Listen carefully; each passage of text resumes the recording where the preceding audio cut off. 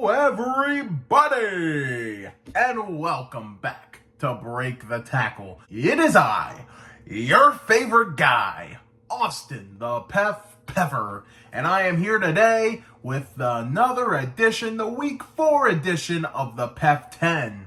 So if you're new here, the PEF 10 are my top 10 teams going into the week, being Week 4. Let's get right into it, starting at number 10. Where I have the New Orleans Saints. They drop a few rankings. It was between either the Saints or the Ravens for me, but I ultimately decided to stick with the Saints since they are 2-1 still, and it's their first loss. There is a recipe now, I think, to defeat the Saints. I think the Eagles kind of exposed that. You shut down Kamara, and you get some pressure on Derek Carr, and you slow down that offense. I still think this Saints team will be fairly good, but the recipe's out there, so keep your eyes on it. But I think they're good enough to stay in the top 10 for now. You know, they hung in there in the game. They still had their chances, even though they came up short. I think they're still a top 10 team at the moment, so give me the Saints at 10. Coming in at number 9 are the Green Bay Packers. Malik Willis, man, how about it? And you got to give credit to Matt LaFleur. He's just excellent coach. He's probably a top 5 coach you would want if you're a quarterback in this league. It's just remarkable stuff. And, you know, it was looking kind of scary for the Packers, but they might have Jordan Love back possibly as soon as next week. I wouldn't rush him personally, but if you're getting Jordan Love back and you're winning without him right now, you have to feel pretty good if you're the Packers. So I have the Packers at number 9 on the PEF 10. Coming in at number 8 are the Seattle Seahawks. And yeah, they've been a bit cardiac, but they had a pretty dominant win against the Miami Dolphins this week. And maybe, you know, the Dolphins are just not good at this point. Gotta give credit to the Seahawks. They are undefeated, 3-0, so they had to be on the PEF 10 at this point. And, you know, there's definitely some things I like about the Seahawks. I think their defense is much improved. And, you know, adding Mike McDonald as your head coach, a pretty good hire. He was awesome as the Ravens defensive coordinator last year, and he's brought a lot of that flair to the defense of Seattle, and it's doing them wonders. And I think they got a pretty solid offense here, a new system, and I think Seattle is off to a really hot start, and with the division they're in, it's definitely much needed. So Seahawks at number 8. Coming in at number 7 are the Detroit Lions, moving up a couple spots this week. And even though I could have put them up higher, they had some injuries, and, you know, I feel like there's still something missing from the Lions. I'm not sure what it is. Funny enough, though, we got the 7 and 8 in the PEF 10 squaring off next week, so that will be a fun matchup to watch. They've had a really fun history over the last few years. But the Lions started running the ball. They recognized they should be running the ball, and yeah, like I said, Lions, run the ball. You got to be a run-first team. You have the pieces to be, and that's how you win football games, and they won a football game against the Cardinals this week, so give me the Lions at 7. Coming in at number 6 for the first time this season, and I don't even think I had them last year. If I did, it was at the end. But anyway, at number 6 are the Pittsburgh Steelers, making their way to the PEF 10 for the first time this year. My beloved Pittsburgh Steelers. Oh, it feels so good to be 3-0. And, you know, it hasn't been perfect, no, but I definitely feel this 3-0 is much better than the 11-0 we saw back in the COVID year that was pretty fraudulent. It does seem like week by week this team's getting better. This defense has been fantastic, holding every team to 10 or less each week. Been very impressed with this defense. The offense, you know, not having Matt Canada would be an improvement, but Arthur Smith is really good offensive coordinator. Say what you want about him as a head coach, but he's definitely a really good offensive coordinator. And, you know, I think they got to roll with Fields at this point. You know, I get, you know, if Russ is healthy, you know, he's a big name, but at this point, Fields has earned that job. I wouldn't take it away from him, and I think this locker room really likes him, and I'd keep rolling with them. We're halfway through the PEF 10. This is where I like to give PEFs props. These are teams I like to give credit to who can't quite crack the list, but want to shout them out anyway.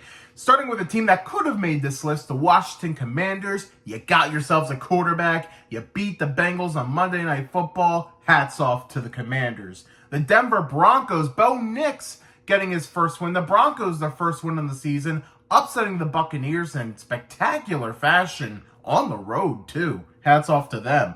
The New York Giants upset the Browns. Malik Neighbors, he is a beast at wide receiver. Great draft pickup. LA Rams get their first win on the season, and against the 49ers, both teams banged up, but the Rams especially, but they overcome it. Very well coached. Great special teams play. Hats off to the Rams. And finally, the Carolina Panthers, man. The freaking Panthers, after the first 2 weeks they had, we thought they could be a winless team, and Andy Dalton steps up, and he delivers, man. So hats off to the Carolina Panthers. We go to number 5, and I have the Houston Texans. Only dropping 2 spots, and maybe I should have dropped them lower, but I felt like I couldn't put them below the Steelers or the Lions at this point. And I will say, for how the game went, it's not like there was a point later in the game where you thought Houston could generate something and maybe make the game interesting, and then it just completely went out of their way. Minnesota's a better team than we thought they would be. Let's give it a little time before we overreact to Houston, but I do have an eyebrow raised because that was a rough loss. But I still think this is a really good team, and this will be one of the best teams in the AFC come into the year. Take a deep breath on Houston. We'll see how they rebound next week, but for now, I'll have them at 5. Coming in at number 4, a team that I didn't really want to move up on this list this week, but I felt like I kind of had to just based on other teams' positions. That would be the Philadelphia Eagles. And this is a win you don't feel great about because they should have won by a lot more. They really should have, but a win is a win. You take the win whenever they come, but they got to fix a lot of those turnovers. They're turning the ball over way too much. It's definitely a concern, but the defense stepped up this week. Give props to the defense for sure. And I mean, hey, and they are banged up. I should mention that. Like A.J. Brown, they miss him. Devontae Smith is going to miss some time now. The receiving core is getting really beat up, and it sucks. By the way, that hit on Smith was uncalled for, but that's another story. But despite that, Saquon Barkley has been killing it, man. It's like, without him, the Eagles probably don't have a win this year. Got to shout out Dallas Goedert as well. Huge reception and gain that pretty much helped win the Eagles the game. So, I have the Eagles at 4, but I definitely have my questions and suspicions. Coming in at number 3, this team keeps moving up. Give me the Minnesota Vikings. Sam Darnold, man, he is, I can't believe I'm saying it, but he has found himself in the MVP conversation. Now it's just 3 weeks in, so we're not going to jump to any conclusions, but he is playing lights out football, and every week he is impressing us more and more. Kevin O'Connell, like Matt LaFleur, I don't think it's enough credit for how much he is contributing here. And Brian Flores, man, he's got that defensive tip-top shape.